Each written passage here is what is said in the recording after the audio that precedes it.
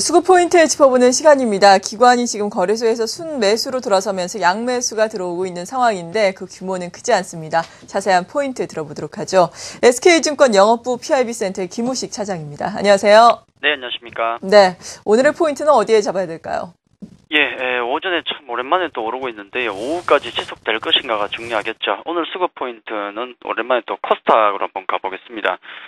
시장이 오늘 좀 반등이 나오고 있지만은 또 오후까지 보셔야 되고, 답답한 것은 여전하죠. 시원하게 반등은 안 나옵니다. 일본이 조정 좀 나오니까 우리는 거의 이제 상극이네요. 이제 반 들어가고 있죠. 오늘 코스닥에 대해서 말씀을 좀 드릴 건데, 그림 3장을 제가 빠르게 보여드리면서 왜 코스닥을 말씀드리는지 말씀 좀 드리겠는데요. 사실은 코스닥보다는 중소형주라는 표현이 어울릴 것 같습니다. 어쨌든 우선 첫 번째 그림은 뱅가드 교체 진행 상황이 되겠는데요. 현재 어디까지 와 있는가를 보는 겁니다.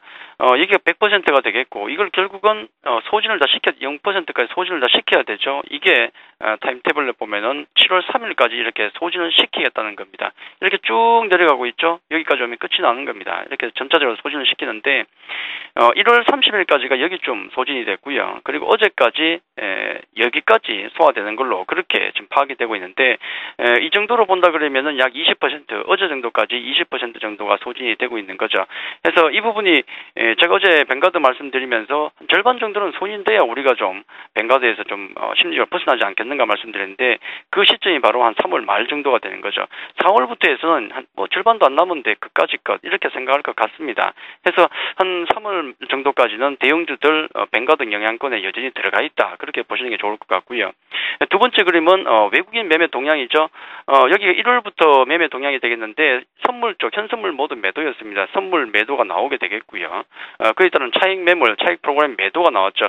뱅가드 펀드의 매도도 문제가 되겠지만은 계절적인 요인, 차익 프로그램 매도가 나오면서 거래소장에 매도가 나올 수밖에 없었던 모습이고, 반면에 코스닥을 보시면은 매도 아니죠. 매수입니다.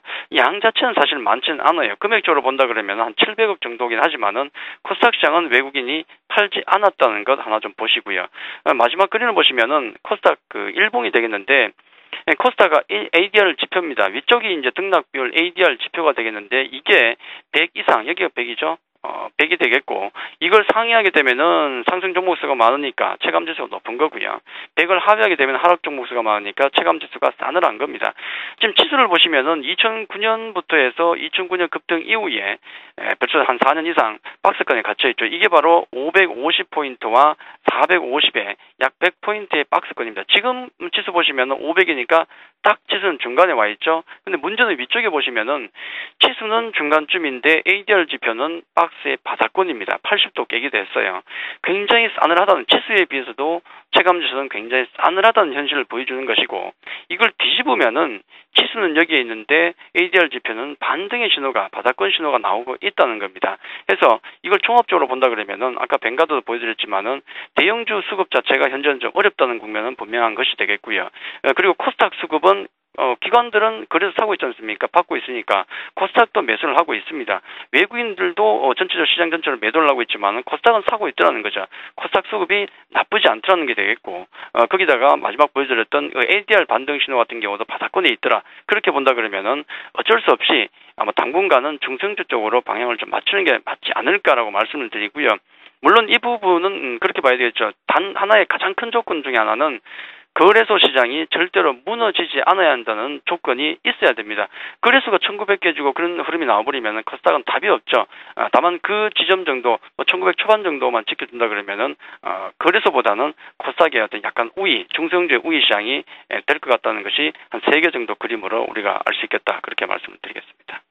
네, 그렇죠. 어제 코스닥 시장의 수급만 보더라도 코스닥 시장에서 외국인이 380억 원, 기관이 210억 원, 상당히 큰 폭으로 동반 순매수를 했는데요. 이러한 코스닥 시장, 중소형주 특히나 눈여겨보자라고 말씀해 주셨습니다. 외국인의 매매 동향 보겠는데요. 오늘도 코스닥 시장에서는 비교적 큰 폭의 순매수, 지금 거래소 시장에서도 순매수를 하고 있지만 거래소 시장에서는 뚜렷한 방향성까지는 아닌 거죠. 예, 맞습니다. 외국인들 같은 경우도 그렇고 기관들 같은 경우도 사실은 환이 지금 지배하고 있는 시장이기 때문에 굉장히 민감한 부분에 들어왔습니다. 엔화라든지 원엔 환율 같은 경우가 어떻게 바뀌냐에 따라서 단기적으로 업종 간의 수급이 급변동이 일어날 수 있는 지점에 우리가 와 있거든요. 굉장히 좀 스트레스가 심한 구간에 와 있다고 말씀 좀 드리겠고, 외국인들 같은 경우는 전체적으로 시장 전체를 본다 그러면은 좀 정체된 흐름을 계속 보여주고 있죠. 똑같습니다. 다만 업종 간에 약간의 흐름만 좀 바뀌고 있는데, 오늘 오전 흐름을 보니까 뭐 음식료나 유통, 화학 정도의 매도가 나오고요.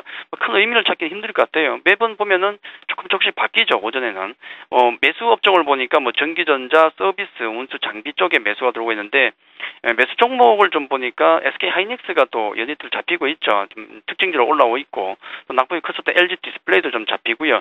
삼성 엔지니어링이 잡힙니다. 이게 그 업종 분류는 서비스 업종으로 들어가죠. 삼성 엔지니어링, 또 현대모비스라든지 중국 관련주 얘기 많이 나오는데, 락앤락 같은 종목도 잡혀 있더라.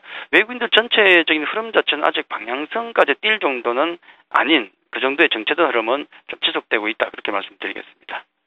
네, 이어서 기관의 움직임 볼 텐데요. 물론 연기금은 계속해서 순매수를 이어가고 있지만 전반적인 기관을 보자면은 최근 요 며칠 같은 경우에는 시장의 방어적인 역할을 충분히 해주지 못하고 있다라는 생각이 들거든요. 기관의 수급에는 어느 정도 변화가 포착되고 있는 겁니까?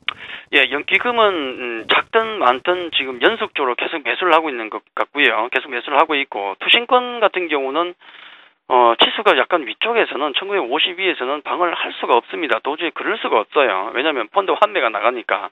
한 1950 밑으로 내려와서 좀 깨지는 분위기가 나오면은 또 자금이 들어오니까 또 막아주고 하는데, 이런 국면을 놓고 본다 그러면은 결국 우리는 한 1950포인트를 중심으로 해서 치수가 갇혀있다라고 보는 게 지금은 맞는 것 같습니다. 일단 그렇게 보시는 게 맞는 것 같고, 기관 쪽에 우리가 너무 큰 기대는 걸면 안 되고요. 급락을 막아주는 정도만 연기금이나 투신권에서 해줄 것이다 라고 보시는 게 좋을 것 같고, 오늘 업종별로 놓고 보면은 뭐 서비스, 운수, 장비, 금융 쪽에 좀 매도가 나오고요. 큰 의미 두기는 힘들 것 같습니다, 아직은. 반면에 전기전자, 유통, 철강 쪽에 매수가 들어오는데, 매수 특징주 같은 경우 SK 하이닉스가 쌍끌이 매수가 들어오고 있는 것이고요. LG전자도 쌍끌이 매수가 들어오고 있고, 또 풍산, S-오일, 한국전력 같은 종목이 좀 잡히고 있긴 한데, 앞서도 말씀드렸지만 중요한 것은 외국인도 그렇고 기관도 그렇고 이 환율의 흐름에 따라서 급작스럽게 수급이 바뀔 수 있기 때문에 그 점을 잘 관찰해야 되겠다. 그렇게 말씀을 드리겠습니다.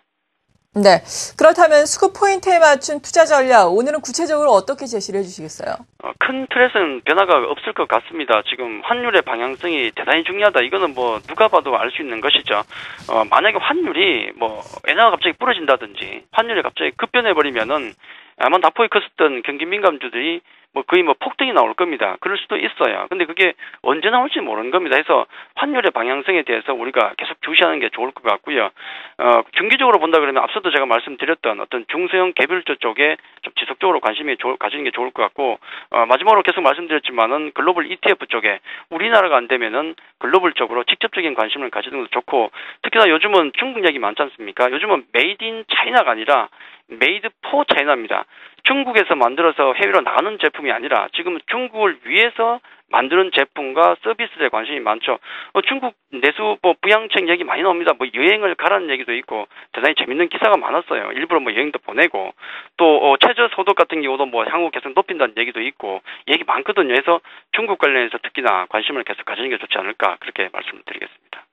네, 잘 알겠습니다. SK증권 영업부 PIB 센터의 김우식 차장이었습니다. 감사합니다. 감사합니다.